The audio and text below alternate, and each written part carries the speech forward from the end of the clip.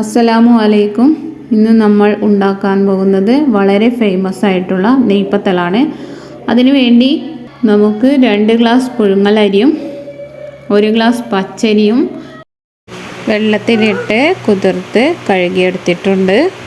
ഇനി അതിലേക്ക് 1 സ്പൂൺ പെരിഞ്ജീരകവും ആവശ്യത്തിന് ഉപ്പും 2 വലിയ സവാളയും 1 തേങ്ങയും ഇട്ട് കുഴച്ച് അരച്ചെടുക്കാം. അരക്കുമ്പോൾ നന്നായിട്ട് അരയണ്ട, കുറച്ച് തരിതരിയായിട്ട് അരച്ചെടുത്താൽ മതി. അരി അരച്ചെടുത്തിട്ടുണ്ട്. ഇനി നമുക്ക് ചീനച്ചട്ടി അടുപ്പത്ത് വെക്കാം. വെളിച്ചെണ്ണ ചൂടായിട്ടുണ്ട്. ഇനി അതിലേക്ക് നമുക്ക് പത്തിരി പരത്തിയിടാം. നെയ്പത്തൽ റെഡി ആയിട്ടുണ്ട്. ബാക്കിയുള്ള അരിയും ഇങ്ങനെ പരത്തിയിട്ട് ചുട്ടെടുക്കാം. അങ്ങനെ നമ്മളെ നെയ്പത്തൽ റെഡി ആയിട്ടുണ്ട്. വീഡിയോ ഇഷ്ടമായാൽ ലൈക്ക് ചെയ്യുക, ഷെയർ ചെയ്യുക, സബ്സ്ക്രൈബ് ചെയ്യുക.